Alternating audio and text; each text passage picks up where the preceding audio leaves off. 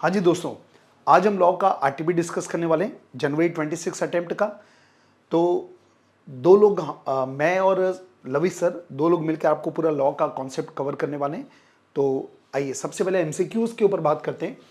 बेटा, जो case scenario based MCQ रहते हैं ना, तो उसको सॉल्व करने का तरीका ये रहता है कि पहले आप केस मत पढ़िए, पहले सीधा क्वेश्चन में आइए। जो भी आपको 4-5 क्वेश्चन रहेगा, कई ऐसे क्वेश्चन होते हैं जो लॉ के बेस पे बन जाएंगे।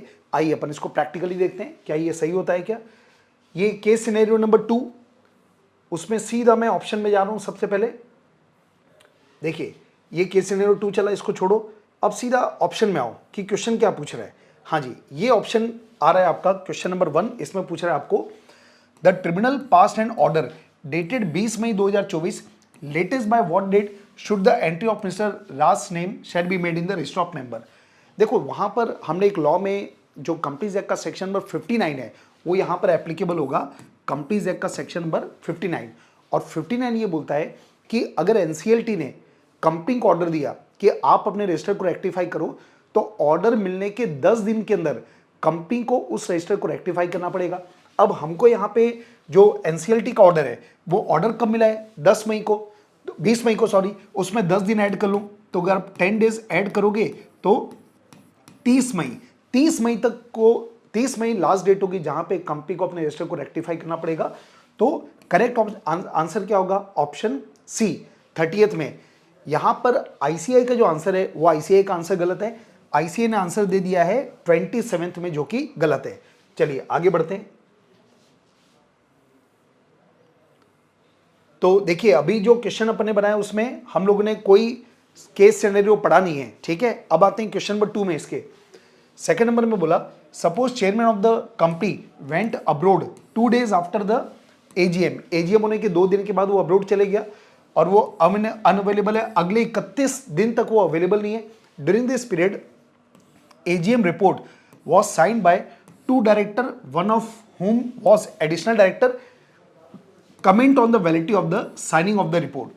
देखो, ये कहीं ना कहीं जो क्वेश्चन पूछ रहा है ना, वो आपको रिपोर्ट्स के बारे में बात कर रहा है। जो एजीएम की जो रिपोर्ट होती है, एनुअल रिपोर्ट, वो उसके बारे में बात कर रहा है। तो यहां पर सेक्शन नंबर 121 एप्लीकेबल होता है, जो एजीएम की रिपोर्ट करने के बारे में बात करता है। तो अगर अपन लॉ के बारे में पहले बात करते हैं, 121 में क्या बात लिखी है? 121 में लिखा है कि एजीएम होने के 30 दिन के अंदर एक रिपोर्ट बना के आरओसी को जमा करना पड़ेगा, और वो जो रिपोर्ट है उसमें साइन कौन करेगा? तो 2 ऑप्शन है। पहला, या तो उस मीटिंग का चेयरमैन, एजीएम का चेयरमैन साइन कर दे, और अगर चेयरमैन अवेलेबल नहीं है, जैसे इस केस में बोला है कि चेयरमैन अवेलेबल नहीं है, तो उस केस में साइन कौन करेगा? तो लॉ में लिखा है कि कम से कम 2 डायरेक्टर।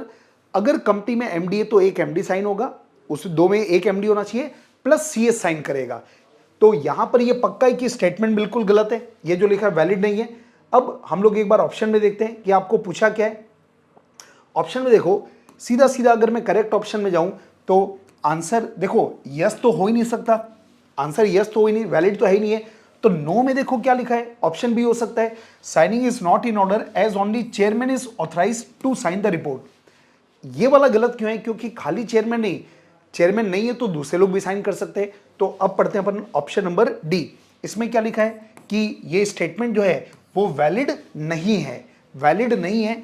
और वैलिड क्यों नहीं है उसकी वजह देखो क्या लिख रहा है, signing is not in order since in the absence of chairman report shall be signed by any 2 director, one of whom shall be MD if any, and word है यहाँ पे, एंड सीएस। तो ये जो है वो 121 के लॉ के अनुसार बिल्कुल सही है। तो आप देख चुके हैं कि 2 क्वेश्चन हो चुके हैं, केस सिनेरियो 2 के 2 क्वेश्चन हो चुके हैं, जिसमें अभी तक अपन ने सिनेरियो को नहीं पढ़ा है। आइए दोस्तों आगे बढ़ते हैं। अगला पॉइंट, अगले में बोला, according to the provisions of companies act by what date should the company submit AGM report to the ROC. अब हमने प्रोविजन किया, जिस दिन एजीएम होती है उसके 30 दिन के अंदर रिपोर्ट बना के आपको आरओसी को सबमिट करना पड़ेगा। अब यहां पे केवल डेट दिया है, तो अब हमको सिनेरियो पढ़ के क्या देखना पड़ेगा? हमको सिनेरियो पढ़ के ये देखना पड़ेगा कि एजीएम किस दिन हुई, क्योंकि जिस दिन एजीएम होगी उसके 30 दिन के अंदर जो डेट आएगा वो यहां पे आंसर आएगा। तो इसके लिए हमको क्वेश्चन में जाना पड़ेगा। आइए चलते हैं, सिनेरियो में पढ़ते हैं, और उसमें हमारा पूरा फोकस किसके ऊपर होगा कि एजीएम की डेट खोजो बेटा कब है। तो ये मेरे को तुरंत मिल गया। ये देखो, कंपनी की जो एजीएम है वो शेड्यूल हुई है 25 मई को। तो 25 मई को, अच्छा आगे क्या लिखा, receiving no response, Mister Raj approach the tribunal which pass an order on 20th में directing the company to enter Raj name into ROB. ये तो कोई मतलब ही नहीं है। तो अल्टीमेटली कंपनी की एजीएम कब हुई है, 25 मई। तो अब हम लोग वापस से इस क्वेश्चन में आते हैं। हमको डेट मिल चुकी है 25 मई एजीएम की। अब इसमें अप्लाई करते हैं इस लॉ को। 25 मई, उसमें 30 दिन ऐड कर लो। तो जब 30 दिन ऐड करोगे तो कैलकुलेशन कैसे होगा, आपका मई जो है वो 31 तारीख का है, उसमें 25 माइनस कर दो तो 6 दिन हो गए आपके मई के, और उसके बाद 24 दिन और ऐड कर लेंगे जून के, तो आपका 30 दिन पूरा हो जाएगा। तो हमारा आंसर क्या होगा, ऑप्शन नंबर सी, 24 जून 24। ये अपना आंसर आएगा, ऑप्शन नंबर सी। चलिए आगे बढ़ते हैं। तो ये एकदम प्रैक्टिकल व्यू है बेटा, एग्जाम में भी आपको यही करना है, ध्यान रखना केस सिनेरियो को पहले मत पढ़ना, पहले सीधा ऑप्शन देखना। और अब देखो कितनी स्पीड से बन गया, और ये हमारे पूरे आपके इसमें 3-4 पॉइंट है और एक एक पॉइंट 2-2 नंबर का रहता है। चलिए आगे बढ़ते हैं। इसके बाद एक इंडिपेंडेंट एमसीक्यू है जिसमें सिनेरियो नहीं है, नॉर्मल है। एग्जाम में 2 टाइप के क्वेश्चन आते हैं, एक केस सिनेरियो बेस्ड और दूसरा होता है एमसीक्यू बेस्ड। आइए इसको पढ़ते हैं। आपको बोला है कौन सा स्टेटमेंट ट्रू नहीं है, पढ़ते हैं क्या लिखा है। पहला, in case of share the rate of underwriting commission to be paid shall not exceed 5% of the issue price. अब देखो कौन सा गलत है ये निकालना अपने को, और ये अंडरराइटिंग कमीशन की बात कर रहा है। तो अंडरराइटिंग कमीशन का जो लॉ है वो सेक्शन नंबर 40 में दिया हुआ है, और सेक्शन 40 में क्या लिखा है कि जो अंडरराइटर को कमीशन हम लोग देते हैं, अगर शेयर्स के लिए आपने अंडरराइटर अपॉइंट किया है तो उसका जो कमीशन है वो it should not exceed 5% of the issue price और rate given in article whichever is lower. ये लॉ में प्रोविजन है, मतलब 5% की एक लिमिट दिया है, और इसमें भी क्या बोला, इशू प्राइस का 5%। मतलब ये स्टेटमेंट सही लग रहा है अपने को। आगे बढ़ते हैं। Underwriting commission should not be more than rate specified by the article, ये भी लॉ में प्रोविजन है, क्योंकि लॉ में क्या लिखा है कि 5% इशू प्राइस का या आर्टिकल का rate which ever is lower, इससे ज्यादा नहीं होना चाहिए। तो लॉ में ये भी प्रोविजन है, ये भी प्रोविजन है। आगे बढ़ते हैं। इन case of debenture the underwriting commission shell not exceed 5%, ये स्टेटमेंट गलत है, क्योंकि डिवेंचर के केस में 2.5% ऑफ इशू प्राइस लिखा है, उससे ज्यादा कमीशन नहीं दे सकते। तो ये जो स्टेटमेंट नंबर सी है ये बिल्कुल गलत है। और अपने को क्या पूछा है, कौन सा ट्रू नहीं है, तो आंसर क्या हो गया, ये वाला जो ऑप्शन सी है वो ट्रू नहीं है। अच्छा चौथा भी पढ़ लो। बोला कमीशन में be paid out of the profit of the company, बिल्कुल सही है। लॉ में रूल्स में प्रोविजन नहीं दिया है कि जो कमीशन है वो हम लोग कहां से पे कर सकते हैं, आउट ऑफ प्रॉफिट या आउट ऑफ प्रोसीड्स, दोनों में से कहीं से भी कर सकते हैं। मतलब ये वाला ऑप्शन बिल्कुल सही है। चलिए दोस्तों आगे बढ़ते हैं। अब मैं यहां पे ले रहा हूं सीधा आपका क्वेश्चन नंबर 12, बाकी जो पोर्शन है वो लवी सर लेंगे। चलिए सेकंड नंबर के ऊपर बात करते हैं, क्या लिखा है 12 नंबर पे। Gloria tech solution private limited, ये एक प्राइवेट कंपनी है, engaged in the business of developing software product primarily for small and medium scale enterprise। ठीक है, ये सॉफ्टवेयर का काम कर रही है। The company now plan to expand its operation to provide advance enterprise software solution to large corporate client. Company अपना expansion करना चाहती है। For the expansion company require a fund of ₹650 lakh, 650 lakh रुपए कंपनी को चाहिए। The promoter however prefer to retain control over the company and do not wish to convert into public company और raise fund through public issue. भाई ये private company है, promoter चाहते हैं कि कंट्रोल हमारे पास रहे, तो हम पब्लिक में कन्वर्ट नहीं करना चाहते। ठीक है, मतलब ये प्राइवेट कंपनी बने रहना चाहते हैं। और आपको मालूम है कि जो प्राइवेट कंपनियां होती है ये पब्लिक इशू तो वैसे भी नहीं कर सकती, उनके पास शेयर इशू करने का तरीका क्या होता है, प्राइवेट प्लेसमेंट। ठीक है, चलो आगे बढ़ते हैं। इसके बाद आगे क्या बोलता है, अब ये जो कंपनी के बारे में बात कर रहा है, Gloria Tech Solution Private Limited initially considered raising fund through right issue to an existing shareholder but succeeded in generating only 150 lakh। देखो बेटा, प्राइवेट कंपनियां जो है ना वो अपने सिक्योरिटी 3 प्रकार से इशू कर सकती है। राइट शेयर्स, अपने एग्जिस्टिंग शेयरहोल्डर से पैसा ले लो आप, बोनस इशू तो फ्री में किया जाता है, और एक होता है प्राइवेट प्लेसमेंट। तो 650 लाख आपको चाहिए था, उसमें 150 तो आपने राइट इशू कर दिया, ये तो बिल्कुल सही काम किया। तो अभी भी लेकिन कितना बच गया, 500 लाख की रिक्वायरमेंट बच गई। Additionally bank and financial institution are hesitant to increase their exposure to the company. Bank ने मना कर दिया, भाई हम आपको पैसा नहीं दे सकते। ठीक है, आगे बढ़ते हैं। With reference to the provisions of companies act advise whether Gloria tech solution private limited can raise additional fund through private placement. सवाल है क्या ये प्राइवेट प्लेसमेंट से पैसा रेज कर सकते हैं क्या? भैया आंसर है बिल्कुल यस। आपको मालूम होगा कंपनीज एक्ट का सेक्शन नंबर 23 में साफ साफ लिखा है कि प्राइवेट कंपनी प्राइवेट प्लेसमेंट से फंड रेज कर सकती है। तो 23 का डिफरेंस आ गया। अच्छा आगे क्या बोलता है? Also state any limit to the amount of fresh offer. अभी बोला कि कोई लिमिट वगैरह क्या? तो लिमिट मतलब प्राइवेट प्लेसमेंट का जो लॉ है वो दिया है सेक्शन नंबर 42 में, और 42 में दो इंपॉर्टेंट बातें दी हुई है जो यहाँ पे के लिए रिलेवेंट है। सबसे पहली बात ये दी हुई है कि कोई भी कंपनी जो प्राइवेट प्लेसमेंट करती है वो एक फाइनेंशियल ईयर में 200 से ज़्यादा लोगों का नहीं कर सकते, ऑफर नहीं कर सकते। और ये जो 200 है वो ईच काइंड ऑफ सिक्योरिटी है। इसका मतलब ये हुआ आप एक फाइनेंशियल ईयर में 200 लोग को प्रेफरेंस शेयर, 200 लोग को इक्विटी शेयर, 200 लोग को डिबेंचर इशू कर सकते हो। ये पहली बात, ये लिमिटेशन हो गई।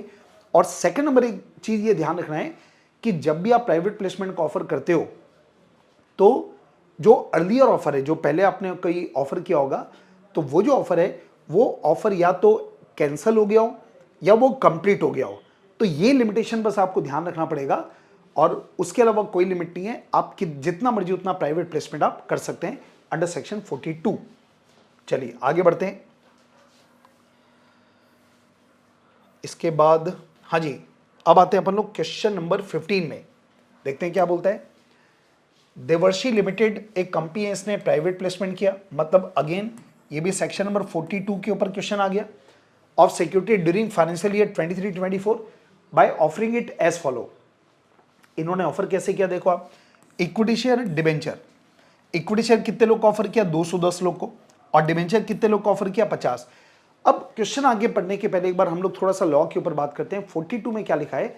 42 में लिखा है कि आप एक फाइनेंशियल ईयर में मैक्सिमम 200 लोग को इक्विटी शेयर इशू कर सकते हो, उसी फाइनेंशियल ईयर में मैक्सिमम 200 लोग को डिबेंचर भी इशू कर सकते हो। अभी हमने बात किया। अब ये जो 200 की लिमिट जब काउंट करते हैं उसमें 2 लोग को शामिल नहीं करते, मतलब उन लोग को आपने भले प्राइवेट प्लेसमेंट किया हो लेकिन वो लिमिट में काउंट नहीं होते। एक होता है QIB, क्वालिफाइड इंस्टीट्यूशनल बायर, और सेकंड होता है employ of the company being offered security under ESOP। मतलब अगर एम्प्लॉय को अपन ESOP के थ्रू शेयर इशू करते हैं वो इस लिमिट में काउंट नहीं होगा।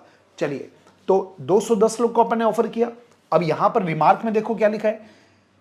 160 लोगों में से, एक्चुअल में 160 की जगह 210 होना चाहिए, ठीक है, जो भी है।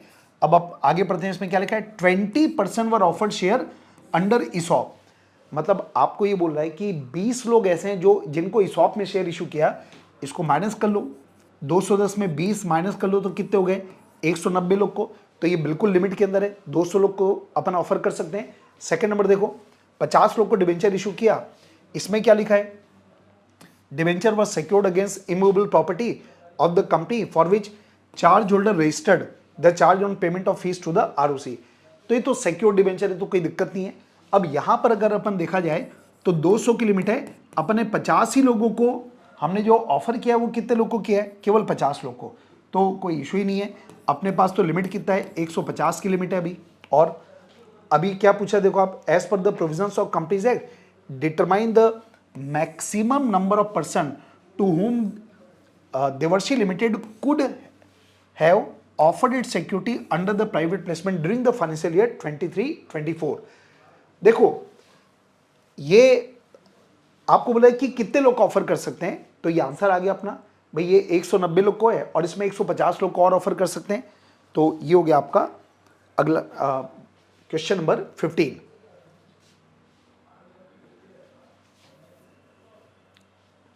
इसके बाद आगे बढ़ते हैं question number 16। Charman private limited on 3 April 24 obtain 30 lakh working capital loan by offering the stock and account receivable as security from the financial institution. मतलब ये कंपनी है, इसने एक लोन लिया है और लोन लेते समय अपने एसेट को सिक्योरिटी के रूप में दिया, मतलब चार्ज क्रिएट किया है। चलो ठीक है भाई, चार्ज के टॉपिक का क्वेश्चन हो गया। अब अपने को पूछ क्या रहा है? इसके बेस पे दो चीजें पूछ रहा है। सबसे पहली बात क्या पूछ रहा है? Is it required to create a charge for the working capital loan in accordance with the provision of companies act. Companies act का सेक्शन नंबर 77 और चार्ज का जो डेफिनेशन है वो दिया हुआ है सेक्शन नंबर 2 क्लॉज 16। तो 216 में एक बात बोला है कि कोई भी कंपनी अपनी कोई भी प्रॉपर्टी पे जब सिक्योरिटी देती है उसको बोलते हैं चार्ज क्रिएट करना। और 77 में लिखा है कि अपनी कोई भी कंपनी अपनी कोई भी प्रॉपर्टी पे चार्ज क्रिएट करता है, चाहे वो टेंजिबल हो, इनटेंजिबल हो, कोई भी टाइप की, चाहे इंडिया की हो, बाहर की हो, आपको आरओसी को इस चार्ज को रजिस्टर करना पड़ेगा। तो इसका मतलब ये हुआ कि जो वर्किंग कैपिटल लोन पे जो आपने चार्ज क्रिएट किया है उस चार्ज को आपको आरओसी को रजिस्टर करना पड़ेगा विद इन 30 डेज। अच्छा, टाइम लिमिट के ऊपर बात करते हैं। यहां पे टाइम लिमिट 3 है, 30 days plus 30 days plus 60 days. क्या मतलब हुआ? नॉर्मल टाइम आपको 30 दिन का दिया गया है। इसके बाद अगर मान लीजिए 30 दिन में आपने चार्ज को रजिस्टर नहीं किया, CNG1 फॉर्म जाता है, तो आपको 30 दिन और एक्स्ट्रा टाइम मिलता है। आप आरओसी से एक्सटेंशन ले लो, आरओसी 30 दिन का आपको और टाइम दे सकता है on payment of additional filing fees. और ये 30 दिन में भी फाइल नहीं कर पाए तो एक एक्सटेंशन और आरओसी आपको दे सकता है। वो अगला एक्सटेंशन 60 डेज तक का हो सकता है मैक्सिमम, पर इसके लिए आपको पे करना पड़ेगा एड वलोरम फाइलिंग फीस। तो ये एक नॉर्मल टाइम लिमिट है। तो पहले का तो आंसर क्या हो गया भाई? आंसर ये हो गया कि कंपनी जो है वो इस चार्ज को रजिस्टर करना पड़ेगा विद इन 30 डेज। आगे बढ़ते हैं। State the provision relating to extension of time and the procedure for registration of charge in case of above charge was not registered within 30 days। अब अगला पार्ट ये पूछा कि अगर 30 दिन में चार्ज को रजिस्टर नहीं किया तो उस केस में एक्सटेंशन मिलेगा क्या और उसका प्रोसेस क्या होगा?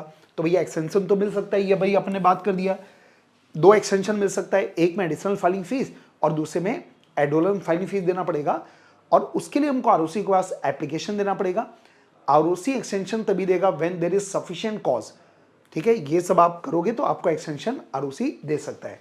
और आपको फीस पेमेंट करना पड़ेगा, एडिशनल फाइलिंग फीस या ad valorem filing fees as the case में भी, ये आपको पे करना पड़ेगा, तब जाके आपको एक्सटेंशन मिलेगा। तो ये एक पोर्शन हो गया। अब सेकंड पोर्शन अभी लवी सर आपसे डिस्कस करेंगे। Thank you. Good morning friends. इस वीडियो में हम लोग जनवरी 26 की कंपनी लॉ की आरटीपी डिस्कस कर रहे हैं और जो मेरे पोर्शन के टॉपिक्स हैं जैसे dividend, auditor, books of accounts, LLP, FEMA, GCA, interpretation, foreign company, उससे रिलेटेड क्वेश्चंस और केस सिनारियो अब मैं आपको करा रहा हूँ। आप लोग को सजेशन है कि आप लोग को जो आरटीपी मिली है इंस्टीट्यूट से उसको साथ में खोल के रखिएगा, हार्ड कॉपी को। पहला केस सिनारियो डिस्कस करते हैं दोस्तों। Netwell heavy industries incorporated in April 15 is a listed company. बहुत सारी चीज़ें यूजलेस लिखी है पर फास्ट पढ़ूंगा मैं। ये इलेक्ट्रिक व्हीकल बनाती है, उसका पेड अप कैपिटल इतना है, कुछ काम नहीं आने वाला दोस्तों। जो काम का होगा ना वो मैं बता दूंगा आपको।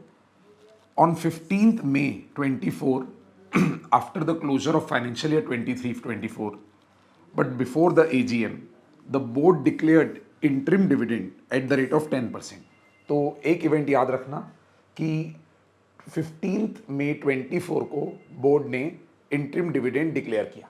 उसके बाद 5th July 24 को बोर्ड ऑफ डायरेक्टर ने एक अप्रूव किया बुक्स ऑफ अकाउंट्स को और साथ में रिकमेंड किया फाइनल डिविडेंड 15% को including interim dividend paid earlier. तो 15% के डिविडेंड में 10% का इंटरिम डिविडेंड शामिल है। इसका मतलब 5% का एडिशनल डिविडेंड रिकमेंड किया। Letter on the general meeting at the general meeting of the shareholders was convened on 31st August 2024। 31st August 24 को AGM हुई। In the meeting hot discussion was upheld. एक discussion हुआ जिसमें क्या decide हुआ भाई? The share holder argued that and demanded that 10% more dividend other than 10% interim dividend declared earlier. यानी share holders demand कर रहे हैं कि 10 interim dividend plus 10 final dividend होना चाहिए, जबकि बोर्ड ने रिकमेंड किया था 10 इंटरिम और 5 फाइनल। तो शेयर होल्डर कुल मिला के डिविडेंड के रेट को बढ़ाने की मांग कर रहे हैं। But the company secretary emphatically asserted that final dividend cannot exceed what the board of director have recommended in the board meeting, but some dissenting shareholders left the meeting hall in the protest of the decision of the company regarding interim dividend। ये drama हुआ। Company secretary उनको समझाया कि board ने जितना recommend किया है उससे ज़्यादा नहीं डिक्लेयर कर सकते और जो शेयर होल्डर्स एग्री नहीं हुए वो मीटिंग हॉल छोड़ के चले गए. However, the resolution pertaining to the declaration of dividend was passed and approved unanimously by the rest of the shareholders, completing the required quorum according to Companies Act. ये बात बहुत इंपॉर्टेंट है. जो share holder नाराज होकर चले गए उसके बाद भी जितने शेयर होल्डर बचे थे वो कोरम के लिए सफिशिएंट थे और उन्होंने यूनानिमसली बोर्ड के ओरिजिनल रिजोल्यूशन को अप्रूव कर दिया. तो फाइनल डिविडेंड डिक्लेयर हुआ है 5% से. आगे बढ़ते हैं sir. As per the required procedure stated under companies act, the dividend was paid to the share holder but some of them could not be paid with in the prescribe time. तो 31 अगस्त को जो AGM हुई थी उसके बाद dividend declare हुआ, कुछ लोगों को टाइम पे नहीं मिल पाया. Later on the company transferred the unpaid dividend amount to separate bank account on 7 October. भाइयों डेट्स पे ध्यान दीजिएगा. 31 अगस्त को एजीएम हुई थी, वहां से 30 डेज के अंदर पे होना जरूरी था. तो 30 सितंबर को वो 30 डेज एक्सपायर होते हैं सेक्शन 127 के हिसाब से. बट आपको प्रोविजन याद होगा कि अगर कंपनी 30 डेज में पे नहीं कर पाती या कुछ अमाउंट अनपेड रह जाता है तो 30 डेज की एक्सपायरी के बाद 7 डेज के अंदर सेपरेट बैंक अकाउंट में डालना पड़ता है, यूडी अकाउंट में, अनपेड डिविडेंड अकाउंट में. तो 30 सितंबर से 7 डेज अगर आप जोड़ोगे ना तो 7 अक्टूबर ही होता है दोस्तों. तो ये बहुत अच्छा हुआ 7 अक्टूबर को जमा हो गया. आगे लिखा है the dividend was not paid to some of the share holders in the preceding financial year, that is year पे ध्यान देना 16, 17 टू 22, 23. याद रखना दोस्तों अभी अपन 23, 24 पे खड़े हैं. मैं ऐसे बोलूँगा अपन 24 पे खड़े. तो इस कंपनी के शेयर होल्डर्स को 17 से लेके 23 काउंटिंग कर लीजिएगा. 17 से लेके 23 जो होता है ना 7 साल होते हैं. तो उन 7 साल के कुछ अमाउंट्स डिविडेंड के नहीं मिले हैं. ये भी कहानी काम आएगी आगे जाके. आइए सर नेक्स्ट प्रोविजन पढ़ते हैं.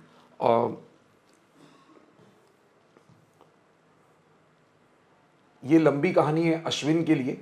बेटा जब इसकी बात आएगी ना तब मैं इसका पढ़ा दूंगा. अभी क्या 6 एमसीक्यू में से 4-5 एमसीक्यू बन सकते हैं हमारे, मैं उसको समझाता हूँ बेटा. आइए, बल्कि ये शुरू के 2-3 तो बिना केस स्टडी पढ़े भी बन सकते हैं.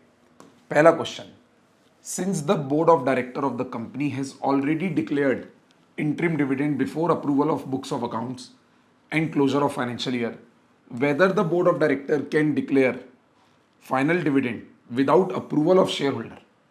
देखिए दोस्तों, ये क्वेश्चन का आखिरी पॉइंट पूछ रहा है क्या board of director final dividend को डिक्लेयर कर सकते हैं. तो आंसर है नहीं. Board of director final dividend को सिर्फ रिकमेंड कर सकते हैं और फिर शेयर होल्डर अप्रूव करते हैं. ये होता है दोस्तों करेक्ट आंसर. तो इसमें सही आंसर आप खुद देखिए कौन सा होगा बेटा.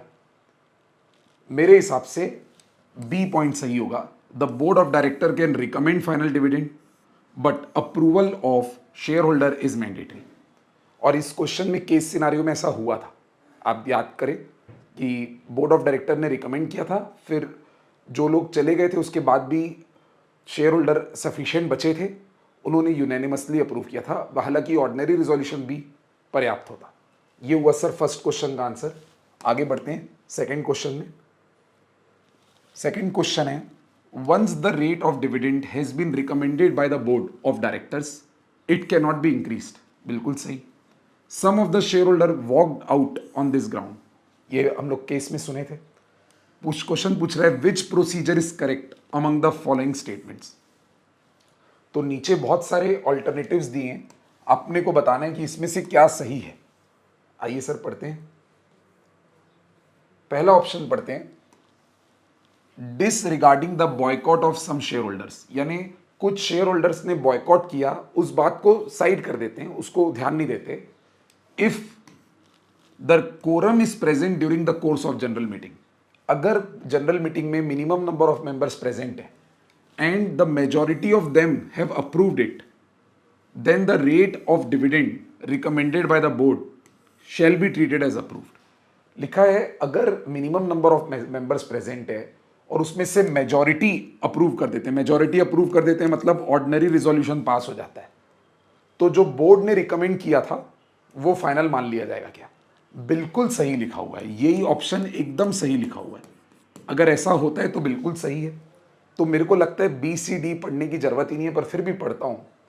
बी में लिखा है the share holder who attended the meeting but do not confirm the quorum may also approve the rate of dividend. तो ये गलत है। जो अटेंड किए थे मीटिंग पर कोरम के पार्ट नहीं है वो लोग कहां से रिकमेंड करेंगे? सी पॉइंट में लिखा है अगर बोर्ड ने डिक्लेयर कर दिया था फाइनल डिविडेंड को तो वो शेयर होल्डर से अप्रूव कराने की जरूरत नहीं थी। गलत है, बोर्ड तो फाइनल डिविडेंड डिक्लेयर कर ही नहीं सकता। डी में लिखा है कि recommendation of the board relating to rate of dividend shall stand withdrawn. ऐसा नहीं है, जो बोर्ड ने रिकमेंडेशन दिया था वो कैंसिल नहीं होता, वही फाइनल होता है, वो विड्रॉ तो होता नहीं है। आइए सर नेक्स्ट क्वेश्चन की बात करते हैं, थर्ड क्वेश्चन की बात करते हैं। when should the unpaid dividend not claimed by the shareholder be transferred to separate account as per the approved case, as per the above case study? तो ये 2 मिनट पहले ही मैं आपको बता रहा था कि 31 अगस्त को डिविडेंड डिक्लेयर हुआ था, वहां से 30 डेज होते हैं 30 सितंबर, और जो अनपेड उसके बाद भी रह जाता है तो उसको 7 डेज में ट्रांसफर किया जाता है बेटा यूडी अकाउंट में, सेपरेट अकाउंट में। तो उसकी ड्यू डेट होगी 7 अक्टूबर, 7 अक्टूबर। तो उसके हिसाब से ऑप्शन बेटा डी वाला पढ़िए, latest by 7 October, that is with in 7 days from the expiry of 30 days. अब आइए सर फोर्थ वाला पढ़ते हैं question. The amount of unpaired dividend was transferred to a separate account on 10th January 25, which is beyond the prescribed period, while the latest date to deposit in separate account was 7th January 25. What will be the interest liability to be paid for this delay? तो ये question एक general question है कि assume कीजिए कि 7 जनवरी due date होती है unpaid dividend account में जमा करने की, और 7 जनवरी को नहीं जमा करके 10 जनवरी को जमा करेंगे, तो क्या प्रोविजन है? तो दोस्तों अपन सेक्शन 124 में पढ़े हैं कि अगर लेट डिपॉजिट करते हैं ना तो 4 में से एक रेट ऑफ इंटरेस्ट आपको फाइनल करना है, वो रेट ऑफ इंटरेस्ट के साथ जमा करना पड़ता है। वो करेक्ट रेट ऑफ इंटरेस्ट है 12%। Interest at the rate 12% per annum on so much of the amount not transfer to UDA, इस पे इंटरेस्ट एप्लीकेबल होगा। तो ये 4 जनरल क्वेश्चंस हो गए सर जी। आगे बढ़ते हैं। फिफ्थ क्वेश्चन काफी ट्रिकी है दोस्तों, फिफ्थ क्वेश्चन काफी ज्यादा ट्रिकी है। इसमें पूछा गया है when the company shall transfer the remaining unpaid और unclaimed dividend to investor education and protection fund from the UDA account. Question का मतलब जानिएगा, अनपेड डिविडेंड अकाउंट में जो पैसे पड़े थे उसको कंपनी आईईपीएफ में कब ट्रांसफर करेगी? दोस्तों याद करना, क्वेश्चन में एक फैक्ट लिखा हुआ था फर्स्ट पेज में कि अभी फाइनेंशियल ईयर चल रहा है 24, 23, 24 को मैं 24 कहता हूं, और उसमें एक लाइन लिखी हुई थी कि 17 से लेकर 23, ये जो 7 फाइनेंशियल ईयर्स होते हैं इसके भी कुछ अमाउंट अनपेड चल रहे हैं, ये लाइन लिखी हुई थी दोस्तों। तो ये क्वेश्चन पूछ रहा है कि कौन से अमाउंट को आईपीएफ में ट्रांसफर करना पड़ेगा। Just for your general knowledge, 17 से लेके 23 के जो अमाउंट्स हैं, ये भी जो पेड नहीं हुए हैं, ये भी तो बेटा अनपेड डिविडेंड अकाउंट में ही पड़े हुए होंगे, ये पूरे के पूरे अमाउंट यूडीए में पड़े हुए होंगे। तो इस यूडीए में पड़े हुए अमाउंट में से कौन सा अमाउंट आईपीएफ में ट्रांसफर होगा, ये क्वेश्चन है दोस्तों। तो दोस्तों आंसर होगा जिस अमाउंट को जमा किए हुए 7 साल से ज़्यादा हो गए होंगे वो आईपीएफ में ट्रांसफ़र होगा ना दोस्तों। जिसको 7 साल से कम हुए होंगे वो आईपीएफ में थोड़ी ना ट्रांसफ़र होगा। तो हिसाब लगाओगे ना, अगर आप अभी आप 24 में बैठे हो तो जो 17 में जो पैसा जमा हुआ था ना उसको जमा हुए 7 साल से ज़्यादा हो गए होंगे। 17 में जो पैसा जमा हुआ होगा, 18 इज़ द फर्स्ट, 18, 19, 20, 21, 22, 23 और 24। तो दोस्तों आंसर होगा जो अमाउंट 17 में जमा हुआ होगा, इसको बोलेंगे after the expiry of unpaired dividend account, for the financial year 16-17 में जो पैसा जमा हुआ होगा ना, उसका एक्सपायरी अभी इसी साल कभी ना कभी 31 मार्च 24 में आसपास आएगा, वो वाला पैसा यूडीए में जमा होगा दोस्तों। अगला क्वेश्चन, अश्विन नाम का एक शेयर होल्डर है, उसकी कहानी ऊपर लिखी हुई है कि मैं उसकी कहानी आपको शॉर्ट में बता देता हूं। अश्विन के पास 16-17 से लेकर अभी तक बहुत सारे डिविडेंड उसके अनपेड चल रहे हैं। तो वो कंपनी से डिविडेंड क्लेम करने गया, तो कंपनी ने उसको 18, 19, 20 वहां से लेकर पूरा 18 से लेकर 23 तक के पूरे डिविडेंड दे दिए, क्योंकि कंपनी के पास वो पैसा यूडीए में पड़ा था। कंपनी ने उसको बोला कि हम आपको 16-17 का डिविडेंड नहीं दे पाएंगे क्योंकि हम उसको आईपीएफ में ट्रांसफर कर चुके हैं। तो वो अश्विन जो है ना, वो गुस्सा कर रहा है, वो कंपनी के ऊपर लीगल सूट फाइल करना चाहता है। तो उसके पास क्या रेमेडी है, उसके ऊपर क्वेश्चन है। कंपनी ने उसको 16-17 का डिविडेंड देने से मना कर दिया था। तो आंसर होगा, पहले क्वेश्चन पढ़ लेते हैं। Ashwin, a shareholder holding 5,000 shares, discovered that dividend for 16-17 has been transferred to IPF. उसको कंपनी ने ये बताया, which of the following statement is correct in this context?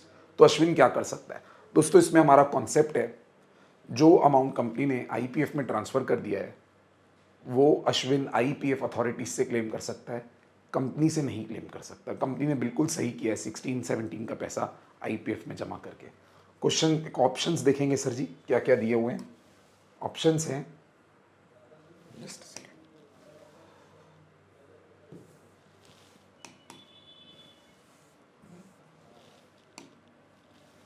पहला लिखा है Ashwin can claim all the UDA from company including 16-17। ये गलत है बेटा, सारे तो नहीं क्लेम कर सकता वो। दूसरा लिखा है Ashwin can not claim the dividend of 16-17 from the company because it has been transferred to IPF. बिल्कुल यहाँ से लेके यहाँ तक तो सही लिखा है। But he can claim the remaining dividend that is 17, 18 to 23 from the company. बिल्कुल सही लिखा है ये। तो 16-17 वाला कंपनी से नहीं क्लेम कर सकता, आईपीएफ से ले सकता है, और उसके बाद वाले डिविडेंड कंपनी से ले सकता है क्योंकि वो अभी भी यूडीए अकाउंट में पड़े हुए हैं। सो ये हो गए सर आपके एमसीक्यू ये वाले, और 6th क्वेश्चन तक ही था ये। आइए सर नेक्स्ट क्वेश्चन पे चलेंगे। क्या बेटा? ऊपर का जो सेलेक्ट है ना सर, नीचे जस्ट सेकंड नंबर का, उसको अनसेलेक्ट कर दीजिए, फिर ऊपर क्लिक कीजिए। ओके, आप होगा सर। नहीं एक्चुअली हो सकता है ये फाइल यही है ना, आगे है ना इसमें pages. Zoom in zoom out कीजिए तो।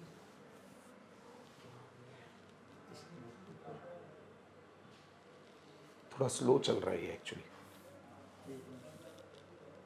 एक काम करते हैं, आओ नीचे आओ, आते जाओ, नेक्स्ट पेज में आना है आपको। नेक्स्ट पे दीजिए। हाँ, ये बीच का एडिट हो जाएगा ना ये, क्यों पुरुषोत्तम? हाँ सर, हाँ हो जाएगा। ये अटक जा रहा है ये तो। इसके आगे की पेज कहाँ है? अरे रुक जा, ये होगा ना, ये फाइल होगी, ये दूसरी फाइल है।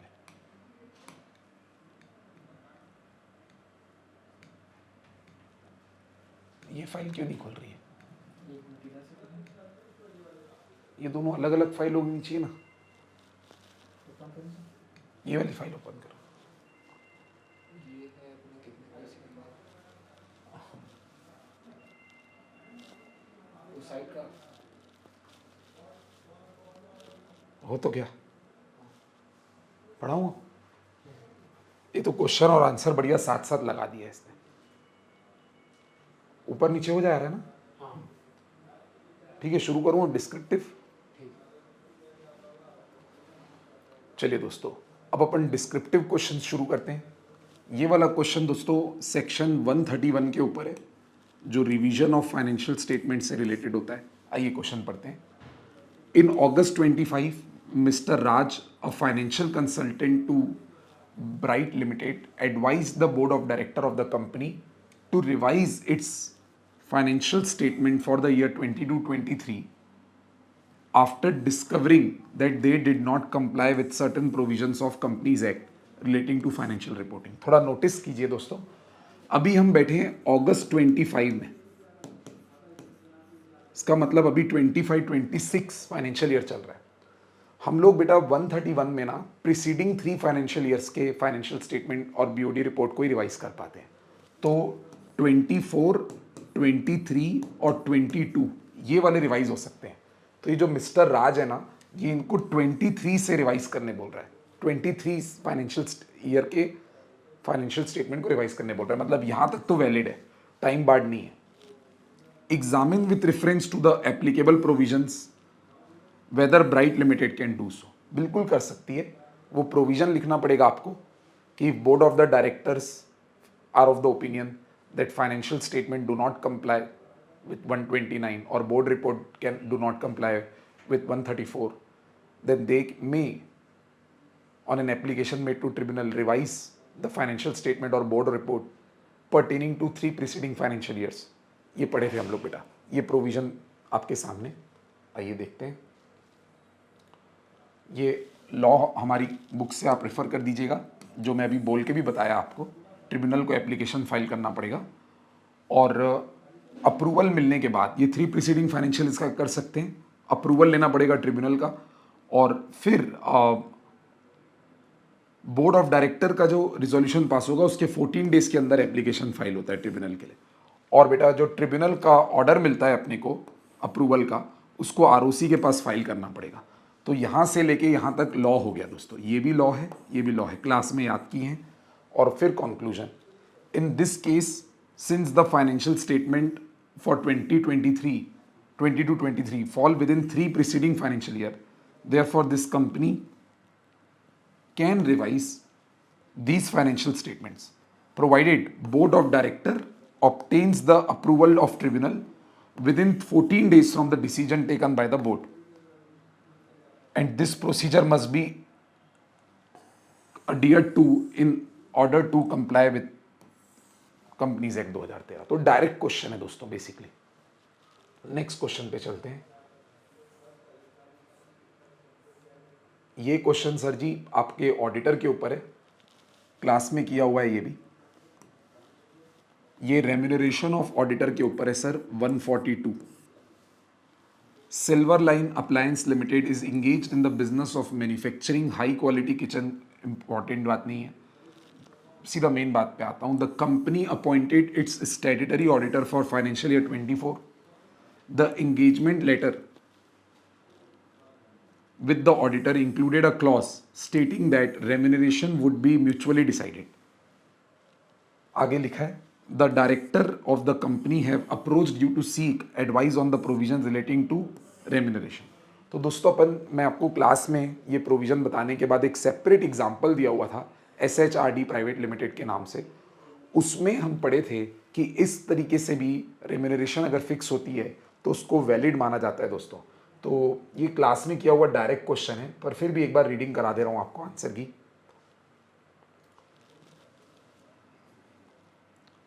पहले 142 का प्रोविजन लिखा हुआ है। According to this section the remuneration of the auditors of the company shall be fixed by the company in general meeting और in such manner as may be as the general meeting may determine. ये हो गया sir आपका law. उसके बाद the remuneration में क्या include होता है क्या नहीं होता, ये हम लोग अच्छे से याद किए थे बेटा, कि रेम्यूनरेशन में फैसिलिटीज़ जो प्रोवाइड की जाएगी ऑडिटर को या ऑडिटर के जो एक्सपेंसेस होंगे वो भी रेम्यूनरेशन इंक्लूड होगा। बट ऑडिटर ने अगर कोई और सर्विस कंपनी को रेंडर की होगी तो वो इंक्लूड नहीं होगी। यही वाली बात लिखी हुई है, ये भी लॉ हो गया सर 142 का। उसके बाद लिखा है as per the facts of the question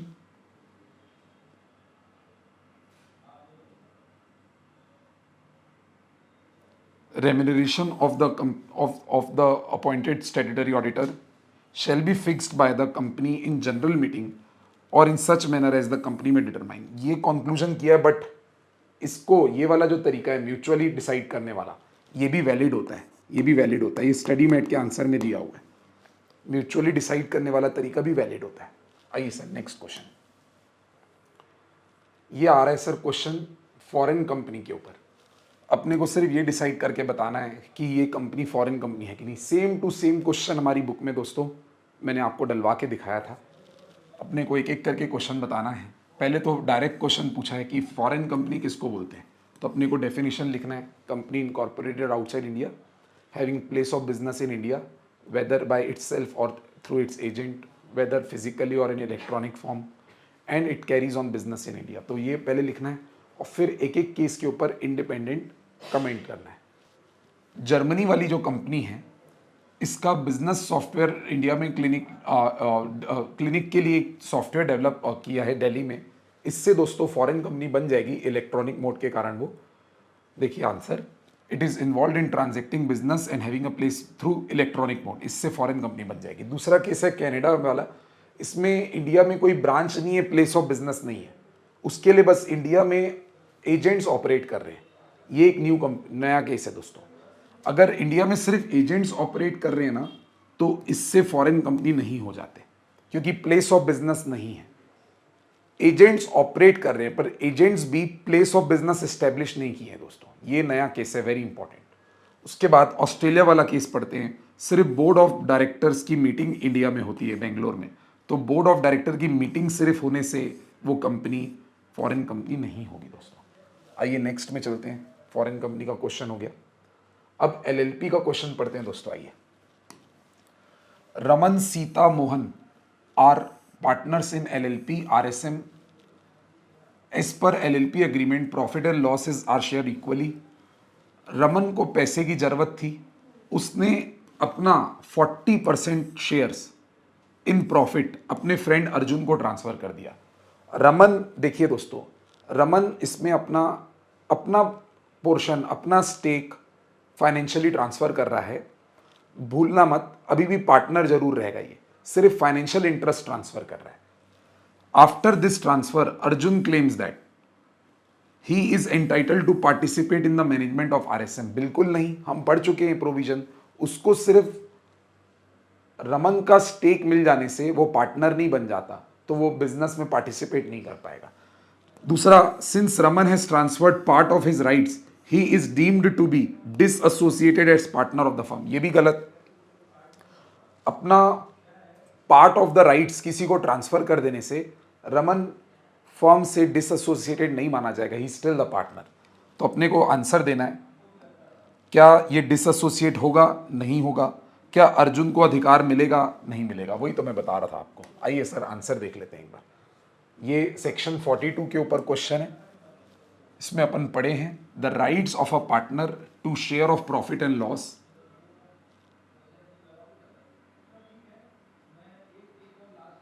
are transferable. Main बात, either wholly or in part, यानी पार्टनर अपना राइट ट्रांसफर कर सकता है। उसके बाद लिखा है, the transfer does not by itself cause disassociation of partner. ये बात का जवाब मिल गया अपने को। और दूसरा, the transfer of right does not by itself entitle the transferee to participate in the management of the activities of the LLP. तो इसका भी जवाब मिल गया अपने को कि जिसको ये अधिकार मिलेगा उसकी वजह से वो एलएलपी की मैनेजमेंट में पार्टिसिपेट नहीं कर सकता। इसीलिए अब आपको जवाब मिल जाएगा दोस्तों। ये मेन सवाल का जवाब है। आइए नेक्स्ट क्वेश्चन में चलते हैं। क्वेश्चन है जनरल क्लॉज एक्ट के ऊपर, सेक्शन 8 के ऊपर। आपको ये क्वेश्चन पढ़ने से पहले याद दिलाता हूँ, क्या हमने ऐसा कोई प्रोविजन पढ़ा था बेटा कि मान लीजिए कि एक एक्ट है, उसके किसी सेक्शन का दूसरे एक्ट में रेफरेंस था, और अब ये ओरिजिनल सेक्शन जिसका रेफरेंस था ये बेचारा रिपील हो गया और री इनेक्ट होके ये किसी दूसरे एक्ट का दूसरा सेक्शन बन गया। तो जहां जहां पर पुराने रिपील्ड प्रोविजन का रेफरेंस है, अब ये मान लिया जाएगा कि रिपील्ड प्रोविजन का reference is the reference to re enacted provision. हर एक्ट में बार बार अमेंडमेंट करने की जरूरत नहीं पड़ेगी कि रिपील्ड एक्ट का नाम काटे, रिपील्ड प्रोविजन का नाम काटे, उसकी जगह री इनेक्टेड का नाम लिखे। ऐसा करने की जरूरत नहीं पड़ेगी। सबको समझ जाना चाहिए कि रिपील्ड प्रोविजन जहां जहां लिखा हुआ है it will be deemed to be reference to the re enacted provision. पढ़े थे कि नहीं बेटा ऐसा? ये उसी के ऊपर क्वेश्चन है। आइए, एबीसी फाउंडेशन, इनफैक्ट हमारी बुक में सेम क्वेश्चन है, एग्जाम्पल भी सेम है। A non profit company was registered under section 25 of companies act 1956। आपको कई बार बताया हूं, जो कंपनीज एक्ट 1956 होता था वहां पर सेक्शन 8 कंपनी जो कि नॉट फॉर प्रॉफिट होती है वो वहां पे सेक्शन 25 कंपनी हुआ करती थी. As per section 218 of Income Tax Act, a company is considered to be one in which public is substantially interested if it is registered under section 25 of Income Tax Act of Companies Act. तो income tax act वो act है जो reference दे रहा है कि कौन सी company को माना जाएगा कि उसमें पब्लिक सब्सटेंशियली इंटरेस्टेड है. तो इनकम टैक्स एक्ट का सेक्शन 218 कहता है कि जो कंपनीज एक्ट 1956 के सेक्शन 25 में बनी हुई है उसमें माना जाएगा कि पब्लिक सब्सटेंशियली इंटरेस्टेड है. जबकि सच ये है कि अब कंपनीज एक्ट 1956 का सेक्शन 25 रिपील हो चुका है, वो री इनेक्ट होके कंपनीज एक्ट 2013 का सेक्शन 25 बन चुका है. वही वाली बात यहाँ लिखी हुई है.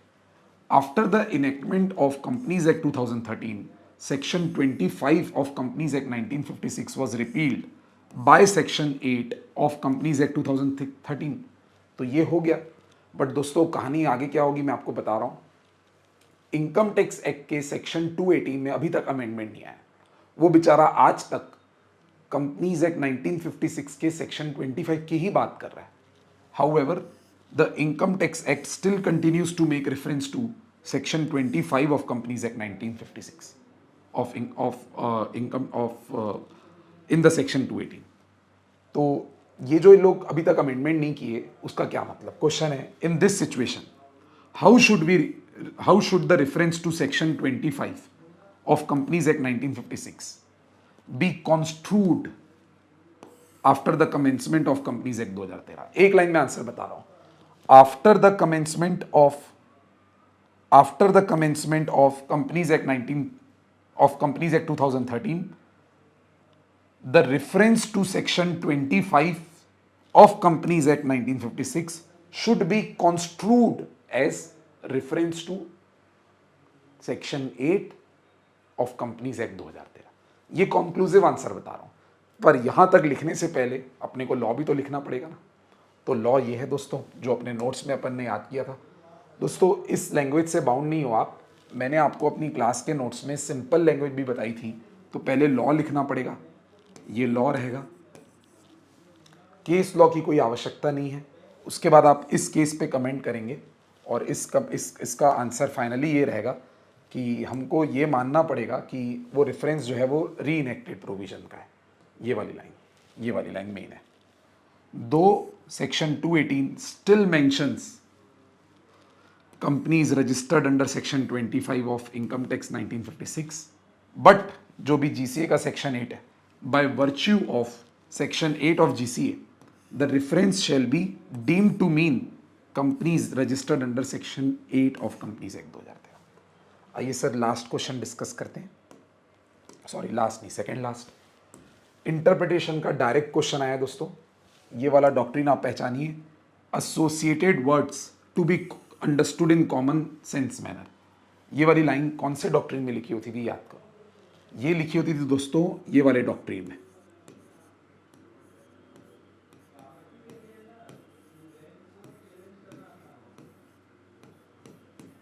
नॉसिटूर एसोसिस पढ़े थे हम लोग. ये वाला डॉक्ट्रिन का मतलब होता था associated words to be understood in common manner. जितने मैंने आपको नोट्स में प्रोविजंस बताए हैं वैसे ही लिखना, लैंग्वेज भी वही लिखना, वही डॉक्ट्रिन आपको लिखना है इसमें. तो ये डायरेक्ट क्वेश्चन है. आगे बढ़ते हैं सर जी. फेमा का क्वेश्चन. फेमा का ये क्वेश्चन आपका इंफ्रास्ट्रक्चर प्रोजेक्ट के लिए कितनी कंसल्टेंसी फीस पे कर सकते हैं उसके ऊपर है. यानी जो इंडिविजुअल को छोड़कर दूसरे पर्सन्स होते थे नॉन इंडिविजुअल के लिए लिबरलाइज्ड रेमिटेंस स्कीम में कितना करंट अकाउंट ट्रांजैक्शंस के लिए पेमेंट कर सकते हैं वो वाले लिमिट के ऊपर है. जिसमें अपन याद करिएगा डोनेशन पड़े थे, अपन प्री इनकॉर्पोरेशन एक्सपेंसेस का रीइंबर्समेंट पड़े थे, वो रेसिडेंशियल फ्लैट वगैरह के लिए कमीशन पड़े थे, अंडर राइटिंग कमीशन, और उसके अलावा ये कमीशन भी पड़े थे, ये कंसल्टेंसी फीस भी पड़े थे. वो वाले लॉ के अंदर से एक क्वेश्चन है sir. Startek private limited Indian company है. वो प्लान कर रही है कि वो $12 मिलियन रेमिट करना चाहती है किसी जर्मनी फर्म को for advisory services related to new highway infrastructure project. Highway infrastructure project है सर। हाईवे इंफ्रास्ट्रक्चर प्रोजेक्ट में लिमिट जो है वो $10 मिलियन तक की है, तो ये तो लिमिट से ऊपर जा रहा है मामला सर। उसके आगे लिखा है the company has also engage another foreign consultancy service for a software upgrade, जिसके लिए वो $9 लाख देना चाह रही है। इसके लिए लिमिट दोस्तों, इसके लिए लिमिट $1 मिलियन है, ये लिमिट से कम है। Both payments are to be made from India. तो क्वेश्चन की रिक्वायरमेंट है किसके लिए अप्रूवल लेनी पड़ेगी, किसके लिए नहीं। आइए सर पढ़ते हैं। जो पहला वाला ट्रांजेक्शन है उसके लिए लिमिट $10 मिलियन है, जबकि इनको $12 मिलियन का पेमेंट करने का मन हो रहा है, तो इसका आरबीआई का अप्रूवल की जरूरत पड़ेगी। और दूसरे वाले में $1 मिलियन की लिमिट है, यानी $10 लाख की लिमिट है, जबकि इनको $9 लाख पे करने का इरादा है, तो इसमें आरबीआई के अप्रूवल की जरूरत नहीं पड़ेगी।